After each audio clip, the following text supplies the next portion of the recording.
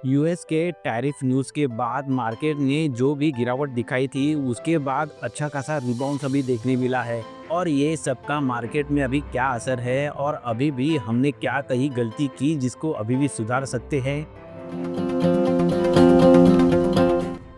Tariff war के बाद US China का जैसे वॉर शुरू हो गया और वैसे हम लोग भी काफ़ी डर गए। बहुत सारे लोगों ने अपनी एसआईपी बंद भी कर दी।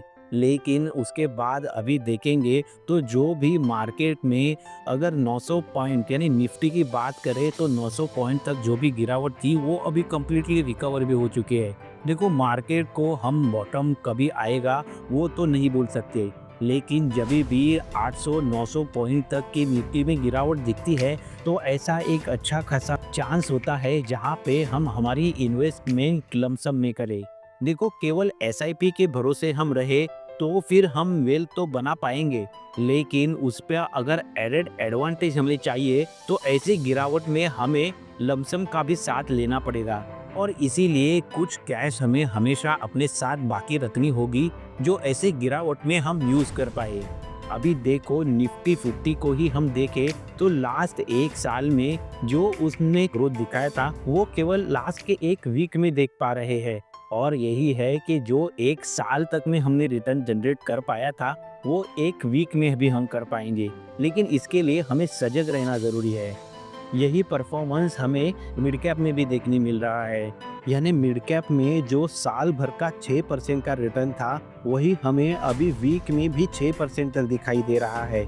उसी तरीके से अगर निफ्टी नेक्स्ट 50 में भी देखे तो वहाँ पे भी सेम परफॉर्मेंस है। जो साल भर में 3-3.5% का रिटर्न था वो अभी एक हफ्ते में तो तकरीबन 5 से 6% तक का नजर आ रहा है। यानी मार्केट में जब भी ऐसा टर्बुलेंस आता है तभी अगर हम पेशेंट रहे तो फिर हम अच्छी खासी रिटर्न कमा सकते हैं। यही मार्केट के बारे में जो सच है वो हमेशा बोला जाता है कि money get transferred from impatient investor to patient investor. और यही सिचुएशन है जो फिलहाल के मार्केट की भी है। मार्केट के ये उतार चढ़ाव में काफ़ी सेक्टर्स भी है जिनकी तरफ देखना इम्पोर्टेंट हो जाता है। देखो अगर आईटी सेक्टर को देखें तो उसमें अभी भी स्ट्रांगली जो निगेटिव परफॉर्मेंस है वही नज़र आ रहा है। लेकिन ये सब सिचुएशन में अगर आप देखते हो तो किसने मार्केट को पकड़ के रखा है तो वो बैंकिंग सेक्टर आप बोल सकते हो। अभी जो रिजल्ट्स भी आ रहे हैं उसके अनुसार एचडीएफसी बैंक हुआ या फिर आईसीआईसीआई कोटक बैंक हुए वो काफ़ी स्ट्रॉन्ग परफॉर्मेंस के साथ नज़र आ रहे हैं। आईसीआईसीआई बैंक का परफॉर्मेंस हम देख सकते हैं। अगर इसका लास्ट के 3 साल का परफॉर्मेंस देखें तो ये कंटिन्यूअस ग्रोथ ही दिखा रहा है। अगर हम टैरिफ के दरमियान यानी लास्ट के एक मंथ में इसका परफॉर्मेंस देखें तो टैरिफ का जब भी न्यूज़ चल रहा है तभी भी ये बैंक ने अच्छा खासा पॉजिटिव परफॉर्मेंस ही दिखाया हुआ है।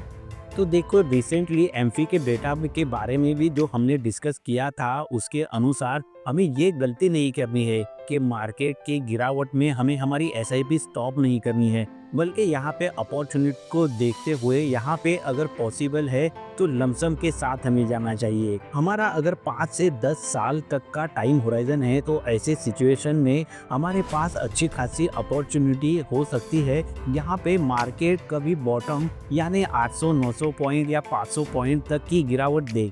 तो ऐसी सिचुएशन का हमें फ़ायदा उठाने के लिए सोचना चाहिए, ना कि पैनिक होके वहाँ से दूर भागने की कोशिश करनी चाहिए। तो उम्मीद है रिसेंट मार्केट का हमारा जो भी एक्सपीरियंस रहा उसके रिलेटेड आज के डिस्कशन से आपको ज़रूर मदद हुई होगी जो आने वाले समय में इन्वेस्टमेंट के लिए हमें गाइड करेगा।